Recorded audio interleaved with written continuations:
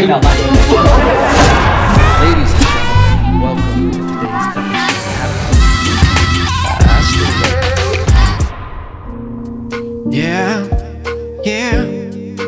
Ladies and gentlemen, here we are again in FN, 7 minutes inside of him. Today, are we gonna admit that we're gay, huh? Who the fuck said that? But maybe we would get a show on Netflix if we said we were gay, huh? Who said that? I never said that. Why am I not big enough to be cancelled? Fuck that. Who said that? Huh? Episode 201. I'm just trying to have a little fun. I could sing like this forever, but you hope never. Ever, never, ever, ever. Listen, who said that? That's the name of this episode. Who said that? Said that I'm gay. Anyway, I didn't ride the bus that day, but my hand slipped, huh? Chris, you promised you would never say that it happened. In the back of the bus to baseball practice. Yeah, who said that? I never played baseball. Who said that? I did play 2 years in t-ball, so I was a little gay. Get it? Cause baseball's gay, but I did t-ball, so that's just a little gay. Who said that? Yeah, I like to hold on a bat, huh? Of a guy named Matt, huh? Who said that? Yeah, who said that? Ladies and gentlemen, welcome to today's episode. I could have done the entire episode just doing that song. Who said that? I'm not big enough to get canceled yet, but one day they're gonna go back and re-listen to this episode where I said, who said that? And I'm gonna say, I regret that.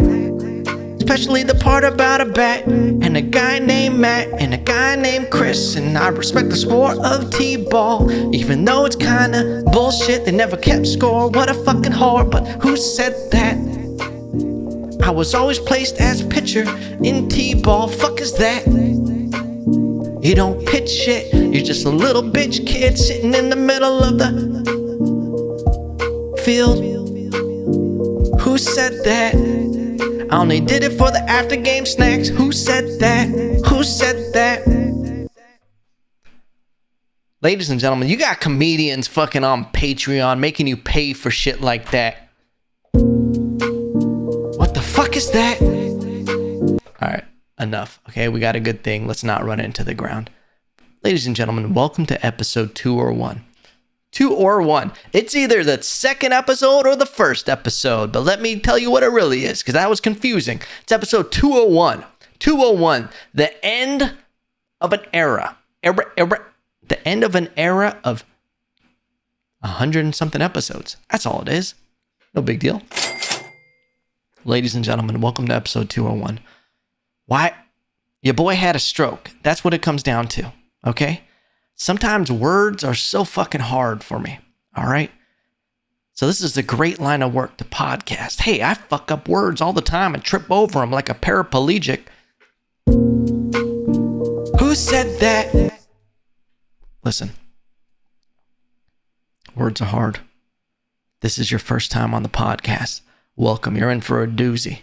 They're all doozies, so guess what? I ain't lying every time I say it. I ain't lying every time I say it, ladies and gentlemen. All right? But let's get into something. Who said that? So much bullshit. You know what I actually wonder about? There are so many quotes that people just say, and for some reason they think it's good advice because it applies to fucking something random like spaghetti. You know?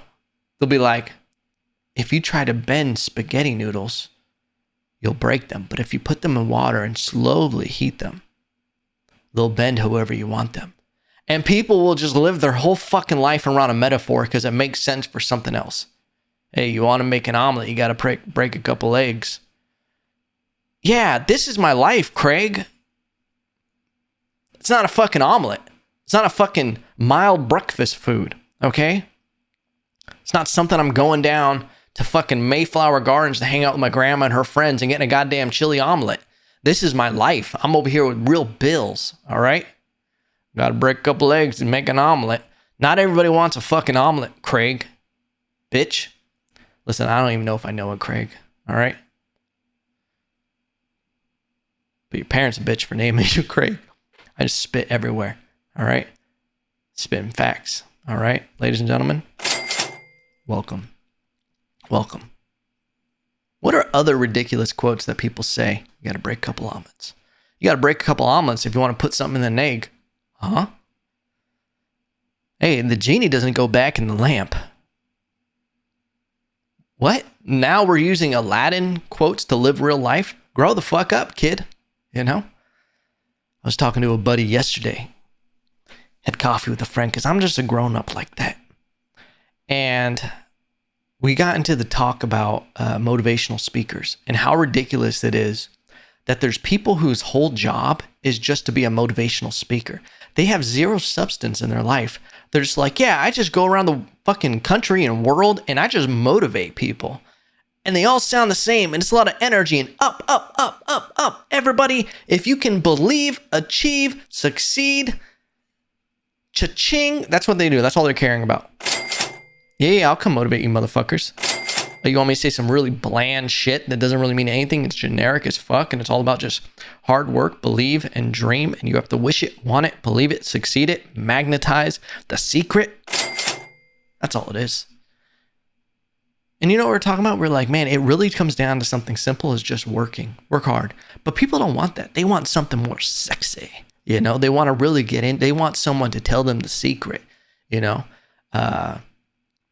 There's one person that I actually like in that vein. He's probably the only one, and that's GaryVee. No, I'm kidding.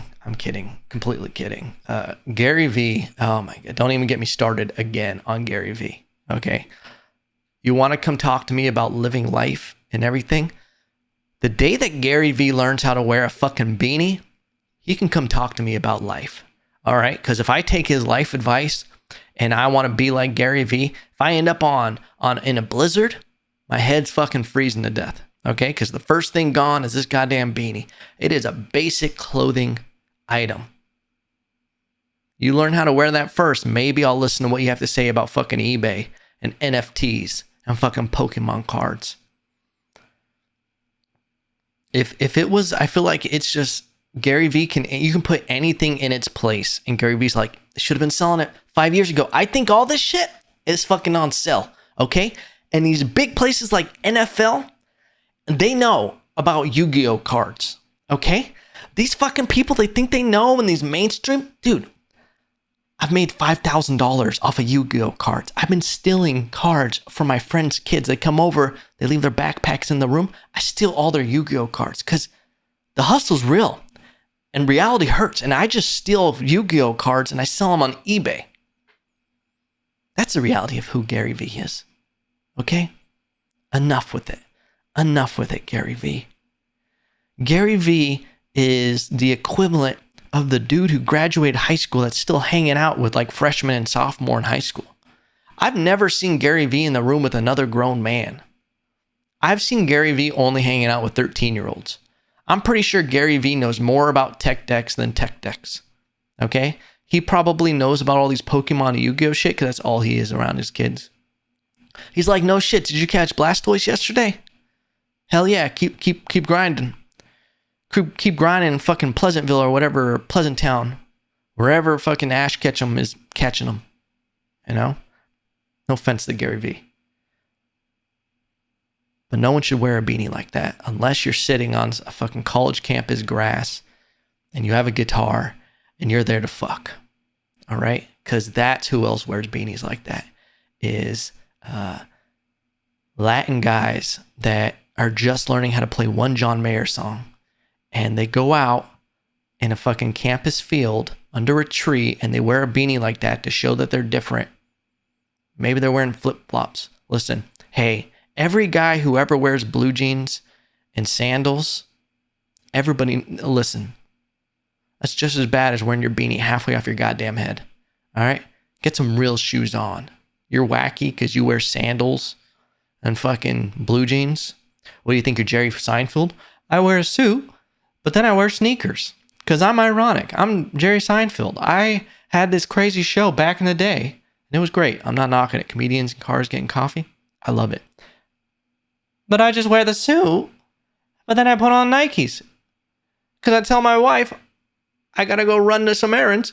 I might really want run, so I got to wear Nikes. What's the deal with these Nikes? Nikes? They haven't helped me find my keys once. So stupid. Listen, I do like Jerry Seinfeld. I don't even know what happened. I got lost. I blacked out for like 5 minutes. I don't know what we were talking about. And I just got lost in trying to develop a Jerry Seinfeld impression. All right, ladies and gentlemen, sometimes you just throw shit at the wall and hope it turns into mud. Hey, listen, sometimes you have to rob a pigeon's nest and steal its eggs if you want to make some omelets. Tell me I'm lying. Where is the lie? Where's the cap, kids? Where's the cap? I do like Jerry Seinfeld. I think he's great at his particular style of writing jokes. I need to say that in case he watches this and he's like, you know what? I'm not going to have him on Comedian Cars Getting Coffee because 5 years ago he did a podcast episode where he made fun of me for wearing Nikes. What's the deal with Nikes? He does have a funny, it's more of like a joke. Where he says, you get in your car, but you get on a bus, and you take a train. Like how they're all forms of automobiles. It's more of like, that's like just something you think about when you're high. You're just like, whoa. Where are these socks going in the washer? All right, we're getting off that fucking subject, all right? Making fun of Jerry Seinfeld. Who does that? Jokes about socks. Who said that? I think Evan Lopez is gay. Who said that? No, he's not. Matter of fact, he is so straight. Look at his fucking facial hair. It is so manly. There's a lumberjack cutting wood in his fucking goatee, and a squirrel collecting nuts, or big nuts, man nuts, sponsored by Manscaped, cause I don't have any sponsors, but who said that? One day, ladies and gentlemen, I'm manifesting through the secret sponsors for this show. All right, ladies and gentlemen, it's gonna happen. You know, because I believe it, I succeed it, I achieve it, I dream it. Okay, Tony Robbins is my guru. All right, I don't even know what the fuck we were even talking about in the beginning of this shit. I think it was about motivational speakers. Ridiculous. Just, it's a weird line of work, you know. And I was saying that I love motivational speakers when they have substance. When it's like, oh, you've accomplished all this, so I at least want to hear your work ethic. I want to hear how you think and see if I can slurp a little nugget out of your river, you know? No homo. Who said that? No effects. I don't even need it. I just got it like that. But that's what's crazy about high achievers and people who achieve high stuff. Hey, how you guys doing? It's always just simple shit. It's always just, when you break it all down and take out all the variable and just the details of individual people, they work hard. They believed when no one else believed. And they just kept doing their thing. They stayed focused. They recalibrated. They realigned. They checked their ego. It's that simple. But people are like, nah. That means I actually have to work. I just want to hear some shit, okay, that's going to inspire me and I'm going to feel good for a weekend. And then I can just pass the buck down another week. You know what I'm saying? That's what's crazy. I was listening before this podcast. Ever since your boy's been a man that killed a buck and, you know, skinned a deer, I just feel more in tune with the country.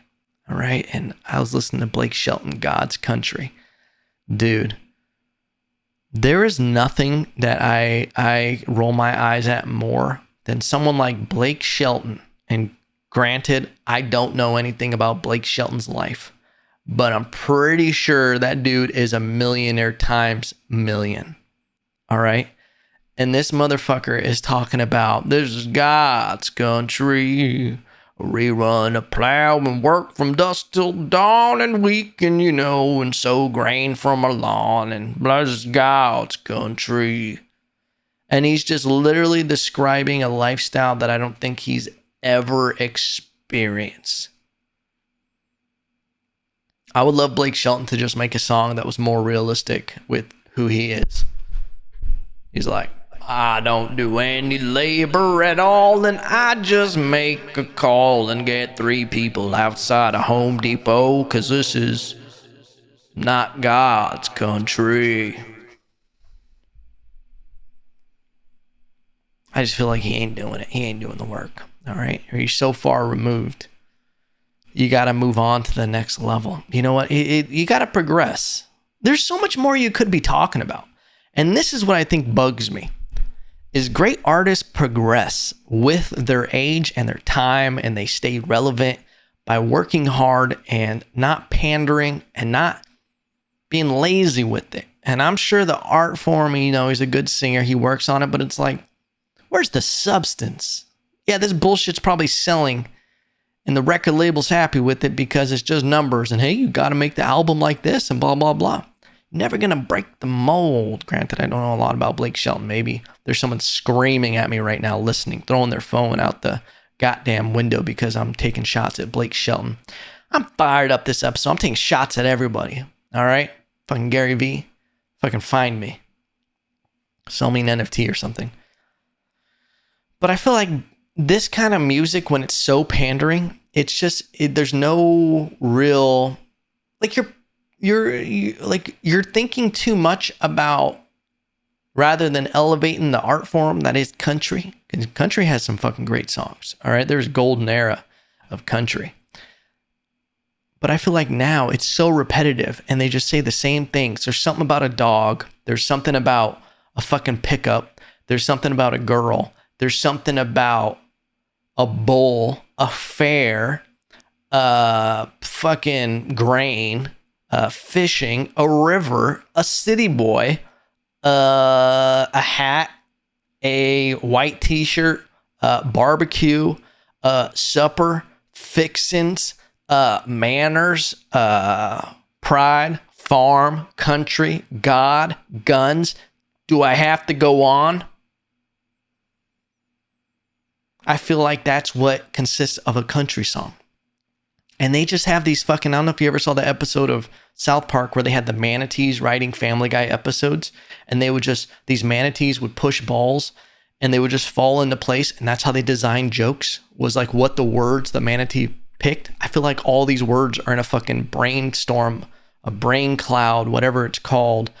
And it just drops words and they go, okay, this song is about a patriotic dog that lost its flag, but sacrificed for our country. What? Huh? How this dog works hard. That's what I would love to see, is a country song with everything scrambled, where they just fucked up the formula and it's just about a dog perspective of being a country dog. All right. And give me an example. You're like, well, Evan, what's the flip side? Give us a solution. Solution is Jay-Z. All right. Jay-Z, whether you believe everything he says, early on, his music was about his experiences as being a gangster, as being a drug dealer. What his life was like being in the ghetto. Dude, his song, Mama, oh, I used to love that shit. Listen to Mama and Never Change. It's so great. Those are such chill songs. I would open my window and I'm painting a picture for you guys. It'd be like, Mama loved me, Marcy raised me. That's how the song goes. It's a very slow song, but it's just dope. And I'd be in Puerto Rico. Your boy would be hitting a blunt, a joint, whatever I had on me. Window open, sometimes a nice mist breeze coming in from the Puerto Rico air. I could hear the ocean, the cool breeze, coqui frogs in the distance. That's what coqui frogs sound like in the distance. And I would just be listening to Jay-Z sing this song, and I'd just be like, listening to this shit, just get me in the zone. And what was great, it was a time in my life where I didn't have a smartphone. Believe it or not, I didn't have a smartphone for one. This was, at this time, Puerto Rico didn't have great service. Smartphones weren't big. It was when I just moved into this place, and I didn't have internet. So all I had was this to entertain me for that time. And I would be so in the moment listening to this that I would get so much value out of that moment. That's what I always love about putting your phones away and getting off of, social media, not watching something, not having all these inputs, and trying to get as basic as you can into the moment. Even when my girl and I, we go to dinner, lunch, whatever it is, one of my moves, I just give her my phone. She puts it in her purse. She already knows. I hand her that phone. She just, bam, puts it in the purse. And what it does is it forces me to not have my phone on the table, which is something I'll do. But then if I'm in a meeting or something and I see the phone flash up, I go, okay, take the phone off the table. I don't want any distractions, especially when you're talking to people. Put the phone away. Be present. You get so much more out of it, in conversations. And that's one thing that happens is conversations can be awkward if you don't have that buffer of your phone. That's one thing where, you have it, you can always look at it. It's a fucking get out of jail free card. If you just go, yeah. And instead of it getting awkward, you just go and you look at your phone real quick rather than dealing with that silence. But here's the thing. If you deal with that silence or that awkward moment and you don't have a way out and you just go, okay, yeah. So, and you stay in that vein, that flow, you're going to muster up something, and eventually it's going to lead to gold nuggets in that conversation. It's going to turn into something you're going to get a lot out of. That's always been my thing, that I really like getting completely in the moment and taking it back. That's what it was like in Puerto Rico. I would be listening to fucking Jay-Z talk about his life in Marcy, New York. And I would just be so there. I'd be staring at the clouds and everything. Even here in Texas, we had this thunderstorm, and they're insane here. They're insane. One night was the most magical thing I've ever seen. These huge clouds that felt like they were just 100 yards away. Was your boy high on Delta 8? If you don't know what Delta 8 is, it's legal weed in Texas. I'm sitting there puffing, and I just have my headphones on, and I'm listening to one of my favorite songs to vibe to, Stairway to Heaven by Led Zeppelin. Fucking beautiful. And I'm just there vibing and staring at this thunderstorm. And it's one of the greatest things I've ever seen. I don't even know how to describe it, but it's like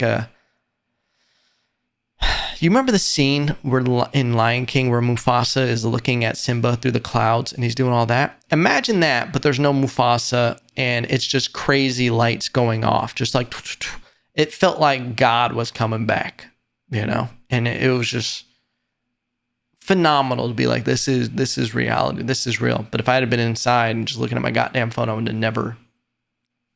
have never experienced that, So all that to say, Blake Shelton, I need you to evolve like Jay-Z.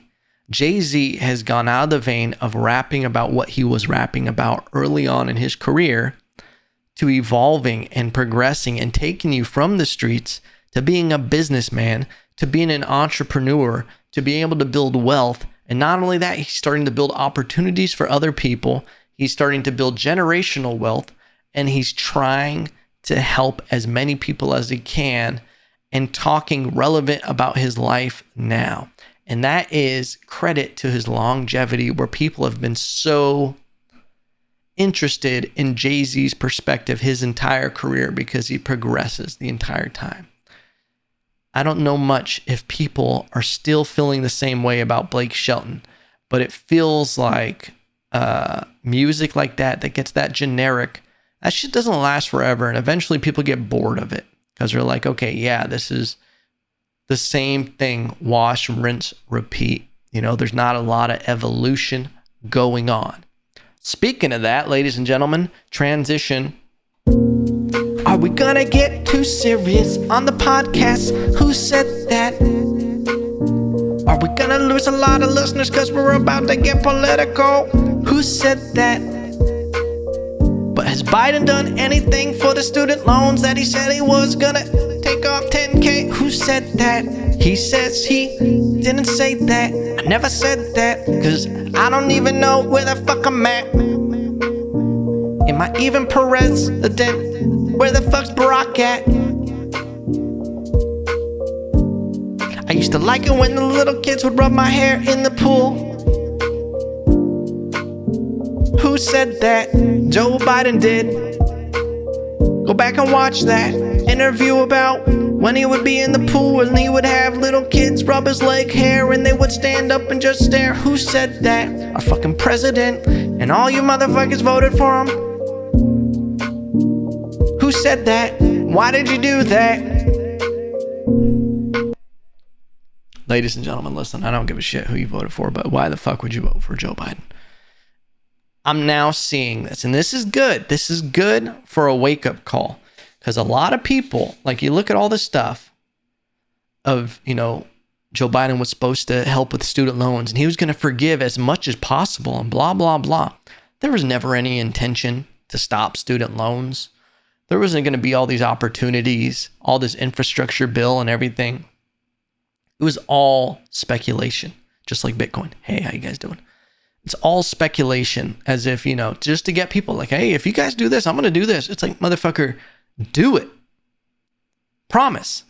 In writing, somehow be obligated to make these changes, rather than like, oh, I don't know where I'm at. Sorry. That's the best get out of jail free card.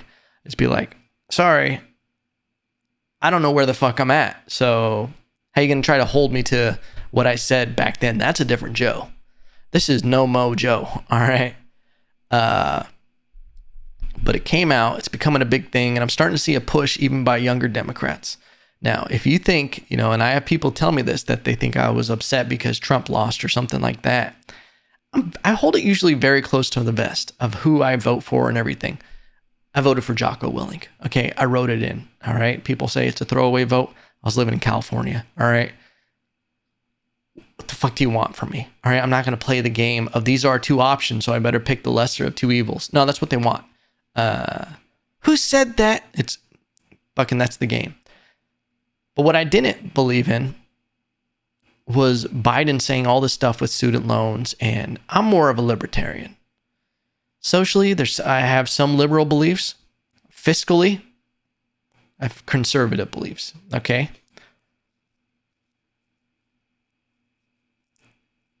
I'm starting to see people post about when it starts affecting them.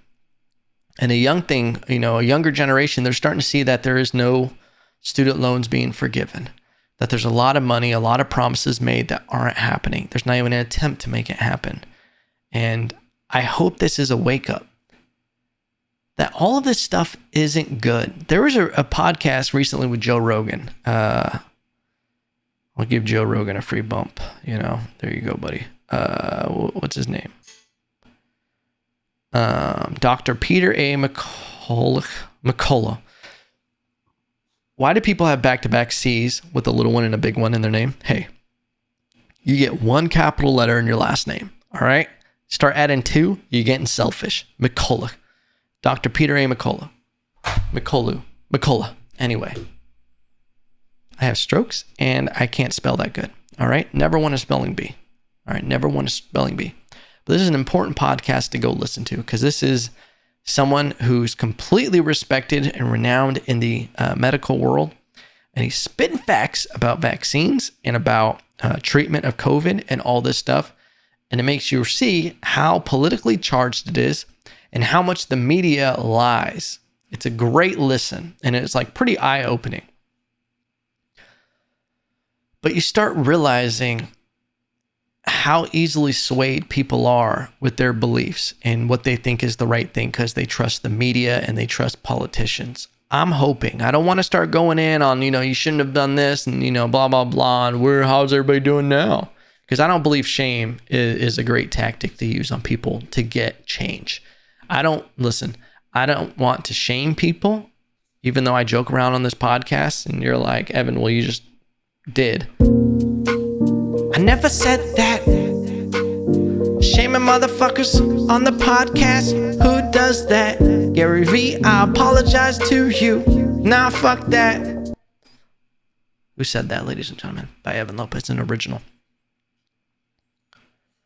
But I hope that we're going in a good direction. This weird shit happening in New York right now, these bills that are proposed to be passed, not allowing people to have vaccine exemptions through religious and personal beliefs, not allowing parents to not get their kids vaccinated. There was another one a bill that they're proposing where the governor or mayor can detain someone and incarcerate them if they deem that they're a threat to public health, meaning that if someone doesn't want to get vaccinated, that they can be deemed a public, a threat to the public, and they can put them in jail.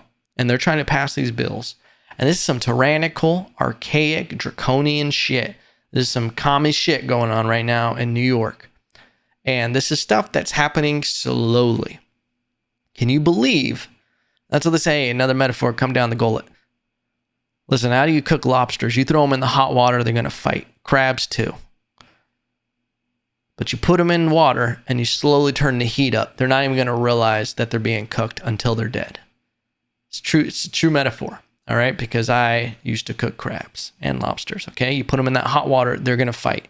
But you put them in water and turn the heat up and they're just going to let it happen because it's slowly happening. You give an inch. Okay. Well, we're just going about that, a bit back. But that's why a lot of people really dug in with a lot of these mandates and a lot of these mask mandates and a lot of shit that doesn't make sense.